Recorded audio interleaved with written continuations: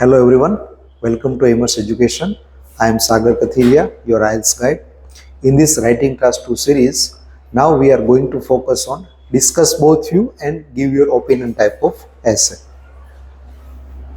So this is our essay type. This is the one of the most important essay type. IELTSમાં આપણે total agree disagree, discuss both view, cause and solution, advantage disadvantage and mix essay એમ 5 essay છે.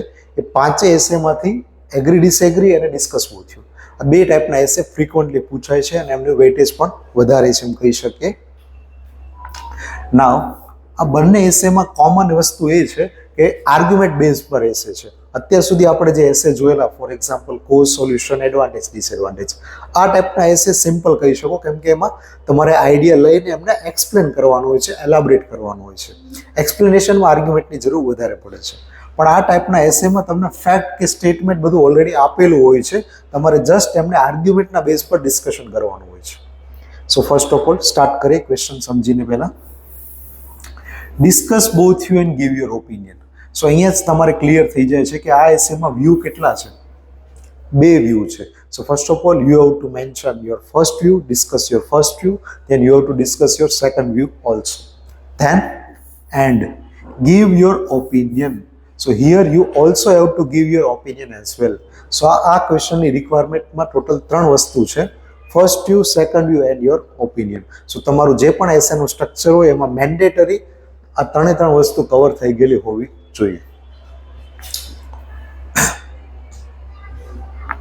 સો આપણે પહેલા basic structure જોઈએ. Basic સ્ટ્રક્ચરમાં first of all there will be introduction, then body para 1, body para 2 and conclusion. આ 4 વસ્તુ હશે કોઈ પણ નોર્મલ એસેમાં: introduction, body para 1, body para 2 અને કન્ક્લુઝન. ઇન્ટ્રોડક્શન ડિટેલમાં બધા સ્ટ્રક્ચરમાં આપણે પછી જઈશું, પણ આ બેઝિક વસ્તુ થઈ ગઈ. ઇન્ટ્રોડક્શનમાં બેઝિક ઇન્ટ્રોડક્શન. બોડી પેરા 1માં ફર્સ્ટ થીમ અહીંયા કઈ છે? ડિસ્કસ બોથ વ્યૂમાંથી પહેલો વ્યૂ. સો અહીંયા first view of people, most important thing. Actually આ ટાઈપના એસેની ક્વેશ્ચનનું ફોર્મેટ ફિક્સ જ રહેશે. સમ people think that, other people think that. મતલબ તમને બે કોન્ટ્રાડિક્ટરી ઓર એક વન વ્યૂ અને એક એનાથી એક અલગ પડતો વ્યૂ હશે. ક્લિયર? સો આમાં પેટર્ન આમ જ હશે: some people view that, some people think that, or other people argue that, claim that, believe that. So અહીંયા આપણે શું કર્યું છે? અહીંયા ફર્સ્ટ વ્યૂ લીધો, પણ કોનો વ્યૂ છે? એ લોકોનો વ્યૂ છે, નોટ કે રાઇટરનો વ્યૂ છે. સો અહીંયા આપણે લખેલું first view of people, body para 2, second view of people. આ વસ્તુ આપણે ખાસ ખ્યાલ રાખશું કે આપણું રાઇટિંગ એ ટાઈપનું હોવું જોઈએ કે જેમાં આ વસ્તુને આપણે એડ્રેસ કરીએ કે this view is all about people's view, not writer's view. Then કન્ક્લુઝનમાં તમારું કન્ક્લુઝન રાખશું. And here we are going to add our opinion in conclusion. આપણે આપણો ઓપિનિયન કન્ક્લુઝનમાં આપશું. અહીંયા આપણે સ્ટાર કરીએ છીએ. રીઝન એ છે કે ઓપિનિયન રિલેટેડ ઘણી અલગ મેથડ છે. અલગ ઇન ધ સેન્સ આ ઓપિનિયન તમે ડિફરન્ટ જગ્યાએ આપી શકો. ઇન્ટ્રો, બોડી 1, બોડી 2, કન્ક્લુઝન 4 જગ્યાએ છે. તો ફર્સ્ટ ઓફ ઓલ તમે તમારો ઓપિનિયન બોડી પેરા 1માં ઇન્ક્લુડ કરી શકો, બોડી પેરા 2માં ઇન્ક્લુડ કરી શકો, કન્ક્લુઝનમાં ઇન્ક્લુડ કરી શકો, ઓર સેપરેટ પેરેગ્રાફ પણ બનાવી શકો. બધી મેથડ એક્સેપ્ટેડ છે. સો એમાંથી આપણે એક મેથડ કે એમાં ઓપિનિયનને આપણે કન્ક્લુઝનમાં એડ કરશું, એ આપણે પ્રિફર કરશું. Why? Because before that we are going to discuss both the view. So આપણું જે સ્ટેન્ડ છે બાયસ ના થાય, આપણું એક્સપ્લેનેશન બાયસ એવું એક્ઝામિનરને લાગી ના શકે. સો આ બેટર ઓપ્શન્સ છે.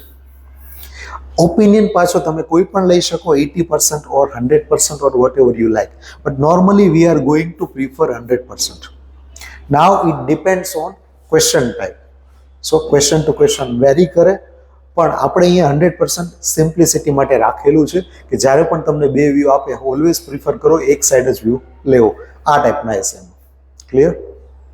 Intro, body 1 first view of people, body 2 second view of people, conclusion and your opinion.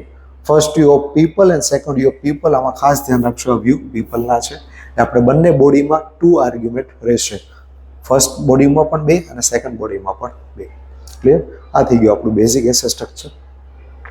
અહીંયા આપણે જે ઓલ એસેના સ્ટ્રક્ચર છે કે જે કોઝ સોલ્યુશન, કોઝ ઇફેક્ટ અને એડવાન્ટેજ ડિસએડવાન્ટેજ બધા ટાઈપના એસેમાં આપણે ઇમ્પ્લિમેન્ટ કરેલું એ સ્ટ્રક્ચર આપણે સાઈડમાં રાખેલું છે કમ્પેરિઝન માટે, સો તમને બેટર આઈડિયા આવી શકે કે શું કે કેટલો ચેન્જીસ છે. રફલી 20 to 30% તમારે બેઝિક સ્ટ્રક્ચરમાં ચેન્જ કરો એટલે કોઈ પણ એસેનું સ્ટ્રક્ચર તમે બનાવી શકો. So intro, body 1, theme 1, body 2, theme 2 and conclusion. Clear? So this is your introduction.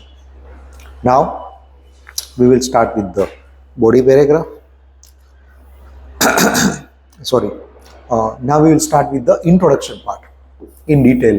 હવે આપણે ડિટેલમાં જોશું તો ઇન્ટ્રોડક્શનનું ડિટેલ સ્ટ્રક્ચર શું છે.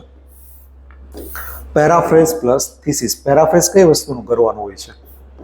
એસે ટોપિક. તમને જે એક્ઝામમાં ક્વેશ્ચન આપેલો હોય છે એસે ટોપિક, એનું તમે પેરાફ્રેઝ કરો and related to question you have to write your thesis.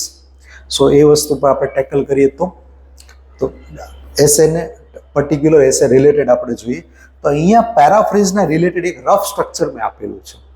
Reason એ છે, હમણાં આપણે ડિસ્કસ કરેલું, આ ક્વેશ્ચનની ફોર્મેટ સેમ જ છે, ઓલમોસ્ટ સેમ જ રહે છે. Some people think, some people believe. So એમને આપણે કન્વર્ટ કરીને આપણે ફોર્મેટમાં લખેલું છે. Some argue or claim that. Some પીપલને તમે સમ કરીને પણ લખી શકો. આર્ગ્યુ, ક્લેમ, બિલીવ, આ બધી વસ્તુને આપણે આર્ગ્યુ અથવા ક્લેમમાંથી કોઈ એક વર્ડ ચૂઝ કરશું. ધેટ કરીને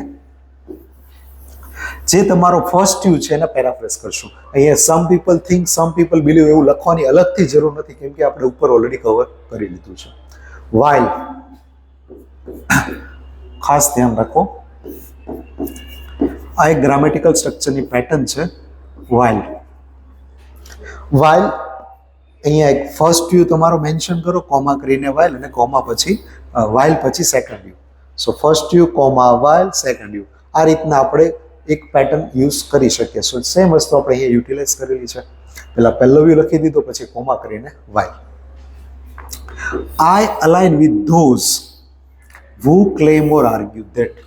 અહીંયા આપણે શું કરેલું છે, પહેલેથી એક સ્ટેન્ડ લઈ લીધેલું છે. જસ્ટ અહીંયા સ્ટેન્ડ લીધેલું છે, આઈડિયા મેન્શન નથી કરેલા કે તમને બે વ્યૂ આપેલા છે એમાંથી તમે કઈ સાઈડ છો. રીઝન કેમ કે ક્વેશ્ચનમાં તો discuss both in give your opinion, પણ ઓપિનિયન આપણે ડિટેલમાં નથી દેવો, જસ્ટ આપણે હિન્ટ આપી દેવાની છે કે હું મારો ઓપિનિયન આ સાઈડ લેવાનો છું આગળ જતા. તો એના માટે આપણે કામ કર્યું, while I align with those who argue that. આ ગ્રામેટિકલ સ્ટ્રક્ચરને યુટિલાઇઝ કરીને તમે હિન્ટ પણ આપી શકો અને પેરાફ્રેઝ વર્ઝન આમાં પછી આપણે પુટ કરશું કે હું આઈ અલાઇન વિથ ધોઝ, હું એ લોકોની સાથે સહમત છું કે જે એવું માને છે, ક્લેમ ઓર આર્ગ્યુ ધેટ. પછી તમે સેકન્ડ યુ અહીંયા પેરાફ્રેઝ કરશો. Clear? So first you, comma, while, અહીંયા તમારે વાઇલ સાથે તમારું સ્ટેન્ડ આવી ગયું એમ પણ કહી શકો, એન્ડ યોર સેકન્ડ યુ. એટલે તમારું ગ્રામેટિકલ સ્ટ્રક્ચર પણ કોમ્પ્લેક્સ થઈ ગયું, તમારું સ્ટેન્ડ પણ આવી ગયું, પેરાફ્રેઝ પણ થઈ ગયું. હવે ખાસ ધ્યાન એ રાખવાનું, જો તમે સેકન્ડ વ્યૂ બાજુ ઓપિનિયન લેવાના હોય તો અહીંયા સેકન્ડ વ્યૂ મેન્શન કરવાનું, જો અહીંયા ફર્સ્ટ વ્યૂ બાજુ લેવાના હોય તો અહીંયા ફર્સ્ટ વ્યૂ મેન્શન કરવાનું. So this is just for your reference. So according to your situation you have to change this structure, always keep in mind. Clear? So અહીંયા મારે સેકન્ડ વ્યૂ બાજુ મારે સ્ટેન્ડ લેવું હતું એટલા માટે મેં આ રીતનું સ્ટ્રક્ચર બનાવેલું છે. Now thesis, both view points along with my opinion. So અહીંયા આપણે મેન્શન કરી દીધું છે કે અહીંયા હું આગળ જતા બંને વ્યૂ પોઈન્ટ અને મારો ઓપિનિયન પણ will be explain in the ensuing paragraph. અહીંયા આપણે એન્સ્યુઇંગના બદલે સેમ સ્ટ્રક્ચર રાખવા માટે ફોલોઈંગ પેરેગ્રાફ નો યુઝ કરશું કેમ કે આગળ પણ આપણે અહીંયા ફોલોઈંગ જ યુઝ કરેલું. અમને થોડું માઇનર ચેન્જ આપી દીધેલો છે. આપણે ધ એક્સ એન્ડ વાય હતું એમના જગ્યાએ both view points along with my opinion, પાછળનું સેમ જ રહેશે. Will be discuss in the following paragraph, will be explain in the following paragraph or discuss in the following paragraph. Clear? So આ વસ્તુ આપણે as it is રહેશે, just આપણે આગળનો portion ખાલી ચેન્જ કરેલો છે. ક્લિયર? સો આ થઈ ગયું તમારું ઇન્ટ્રોડક્શન. ઇન્ટ્રોડક્શનમાં આપણે પેરાફ્રેઝ કરવાનું, એના માટે એક સ્ટ્રક્ચર છે કે જેમાં આપણે આપણું સ્ટેન્ડ પણ લઈ લીધેલું છે. Along with it there is a thesis. Thesis આપણે જૂનું વર્ઝનની થોડું માઇનર ચેન્જ છે. Clear? So this is your introduction part. See it. After introduction, now we are going to cover body para 1.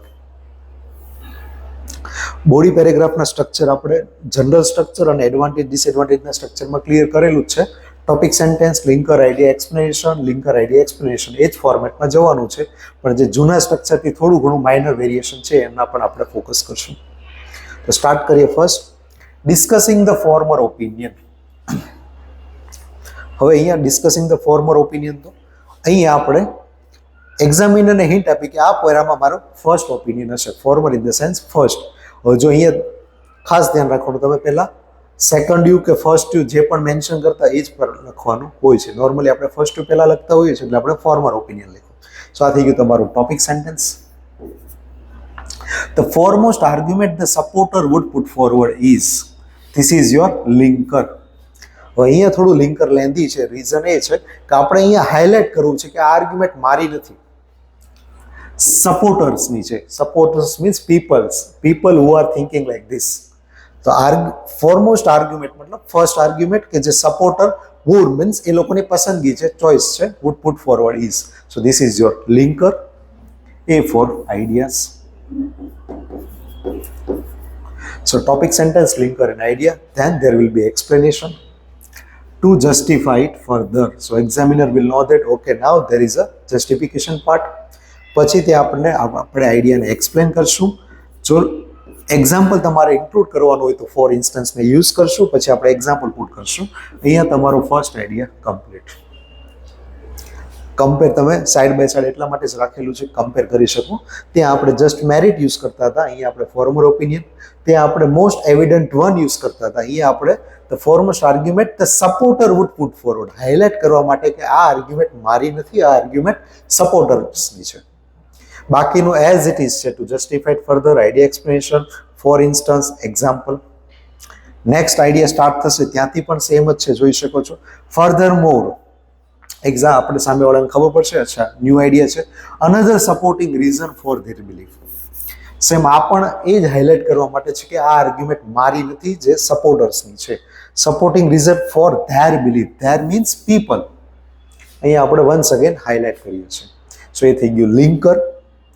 Than B for ideas, આ આપણું linker idea. Then for explanation, to be more precise and idea explanation. Similar to this one, to be more precise and idea explanation. So આપણે try એ રીતની જ કરેલી છે કે તમારું જે ન્યૂ સ્ટ્રક્ચર છે, ઓલ્ડ સ્ટ્રક્ચરના ઓનલી 10 to 20% મોડિફિકેશનથી તમે ક્રિએટ કરી શકો. સો જે પણ રેફરન્સ માટેનું સ્ટ્રક્ચર બનાવો એ તમારે તમારા લેવલનું જાતે બનાવવું જોઈએ. સો એમના બેઝ પર તમે મોડિફિકેશન કરી શકો અને થોડી સ્માર્ટ પ્રિપરેશન કરી શકો. Clear? So this is your structure for body para 1. Same type of concepts will be applied to body para 2 also. Clear? So read this and clear your concepts. Now we will start with body para 2.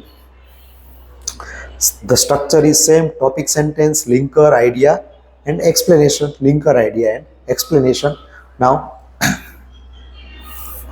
this is your topic sentence. However, the latter view has its own claim. Here the latter means second view. The latter view has its own claim. અહીંયા આપણે however use કરેલું છે show કરવા માટે કે second જે paragraph છે first પેરેગ્રાફની અપોઝિટ થીમ હાઇલાઇટ કરે છે, means however. Clear? So examiner will know that okay now opposite theme start થાય છે. Latter view has its own claim. So એમને ખ્યાલ આવી જશે કે લેટર વ્યૂના પોતાની આર્ગ્યુમેન્ટ છે. This is not my argument. So આપણે એ રીતના કીધેલું છે કે લેટર વ્યૂની પોતાની આર્ગ્યુમેન્ટ છે. વન્સ અગેન ફોર્મેટ સેમ જ રહેશે. The most significant argument is P. સો આ લિંકર અહીંયા કમ્પ્લીટ થયું અને પછી આપણે આઈડિયા પુટ કર્યો કે સૌથી પહેલી આર્ગ્યુમેન્ટ P છે. Once again linker for explanation, to be more specific, idea explanation, example માટે ફોર એક્ઝામ્પલ અને એક્ઝામ્પલ. સેમ જ આપણે ઓલ્ડ સ્ટ્રક્ચરને યુટિલાઇઝ કરેલું છે. અનધર આઈડિયા માટે in addition another reason is linker your idea to just અહીંયા આપણે સેમ ઇન અધર વર્ડ્સ પણ યુટિલાઇઝ કરી શકીએ ઓલ્ડ સ્ટ્રક્ચર પ્રમાણે, or you can use this also to elaborate. So try કરી શકો કે old structure as it is રાખવું હોય તો આપણે ઇન અધર વર્ડ્સ આ સેમ લિંકર પણ યુટિલાઇઝ કરી શકો, ઓર ટુ એલાબરેટ પણ યુટિલાઇઝ કરી શકો. Then you have to explain your ideas. So this is your structure for body paragraph 2 કે જેમાં આપણે topic sentence, linker, idea, explanation, linker, idea and explanation આપેલું છે. લિંકર પણ આપણે બને ત્યાં સુધી સેમ જ રાખેલા છે. The most significant, same. To be more specific, same. For example, same. In addition, same. Another one of the demerits, અહીંયા આપણે અનધર રીઝન રાખેલું છે, સેમ પણ કરી શકો. Another one of the reasons is, in other words, અથવા to elaborate પણ રાખી શકો, or in other words, then there will be idea explanation. Clear? Same as body para 1. Clear? So now conclusion portion. હવે કન્ક્લુઝનનું structure થોડું અહીંયા different રહેશે, કેમ કે અહીંયા આપણે કન્ક્લુઝનમાં આપણો ઓપિનિયન મર્જ કરેલો છે, તો એમનું એક સ્ટ્રક્ચર અહીંયા સેપરેટ છે, એટલે આ અલગથી આપણે થોડું ધ્યાન રાખશું, બટ ઇટ ઇઝ લોજિકલ. કન્ક્લુઝનના સ્ટ્રક્ચરમાં આપણે concluding linker, restatement of essay topic and summarize main point, એટલી વસ્તુ નોર્મલી આવતી હોય, પણ અહીંયા આપણે આપણું સ્ટેન્ડ પણ મેન્શન કરવાનું છે, તો બધું કમ્બાઈન કરીને આપણે અહીંયા લખેલું છે. To conclude and offer my view point. Examiner એટલું વાંચશે એટલે એમને ખ્યાલ આવી જશે કે આ વસ્તુમાં અહીંયા એમનું કન્ક્લુઝન પણ છે અને પોતાનો ઓપિનિયન પણ એડ કરેલો છે. હવે રીડ કરીએ. while both perspective present compelling arguments. અહીંયા આપણે બંને વ્યૂને પાછા નથી લખેલા. રીઝન એ છે કે નોર્મલી ડિસ્કસ વિથ વ્યૂમાં જે પણ ક્વેશ્ચન આપેલું છે થોડો લેન્ધી હોય છે, સો એમને પેરાફ્રેઝ કરવું ટાઈમ કન્ઝ્યુમિંગ પણ થઈ જાય છે ને as well as each and every time paraphrase કરવું ડિફિકલ્ટ હોય છે. So instead of that, here we have done write simple sentence. Then both perspective, that means આપણો ફર્સ્ટ વ્યૂ અને સેકન્ડ વ્યૂ આવી ગયું. પ્રેઝન્ટ કમ્પેલિંગ આર્ગ્યુમેન્ટ મતલબ બંને વ્યૂની પોતપોતાની સોલિડ જસ્ટિફિકેશન વાળી આર્ગ્યુમેન્ટ છે. આઈ બિલીવ, અહીંયા આપણે આ ટાઈપનું ગ્રામેટિકલ સ્ટ્રક્ચર યુઝ કરેલું છે. while first statement than second statement, બંને વ્યૂની પોતપોતાની આર્ગ્યુમેન્ટ છે, તેમ છતાં પણ હું આવું માનું છું કે. So I firmly believe that. So here આપણે કોઈ એક જ સાઈડ વ્યૂ લઈએ છીએ. I firmly believe that. અને અહીંયા તમારે તમારો પોતાનો view point in the sense તમે જે ફેવરમાં છો એ જ વસ્તુ આપણે લખશું. ફોર એક્ઝામ્પલ, બે આઈડિયા હોય વેજ અને નોન વેજ, તો વેજમાં બિલીવ કરતા હોય તો ઓનલી તમે વેજ વાળો જે વ્યૂ પોઈન્ટ છે બંને વ્યૂ પોઈન્ટમાંથી ખાલી વેજ વાળો વ્યૂ પોઈન્ટ જ આપણે અહીંયા પેરાફ્રેઝ કરીને લખશું, પણ એના રીઝન પણ આપણે આપશું. So due to, not only but also. પછી આપણે એને રીઝન આપ્યો. Due to means because of, not only એટલે ખાલી આ જ નહીં, શું જે સાઈડ તમે લીધેલી છે ફર્સ્ટ ઓર સેકન્ડ એમનો અહીંયા આપણે ફર્સ્ટ આઈડિયા, બટ ઓલ્સો કરીને જે અનધર સાઈડ છે એમનો આપણે સેકન્ડ આઈડિયા અહીંયા પુટ કરશું. ક્લિયર? સો એ ટોપિકને આપણે ડિટેલ્સમાં નથી લખેલું, પણ આપણે જે સાઈડ લેવાના છીએ એમને આપણે લખેલી છે ને જનરલ વ્યૂ પોઈન્ટથી આપણે કીધેલું છે. So to conclude and offer my view point, એટલે કન્ક્લુડ કરતા અને મારો વ્યૂ પોઈન્ટ આપતા એક્ઝામિનરને ખબર પડી જશે પોતાનો વ્યૂ પોઈન્ટ છે.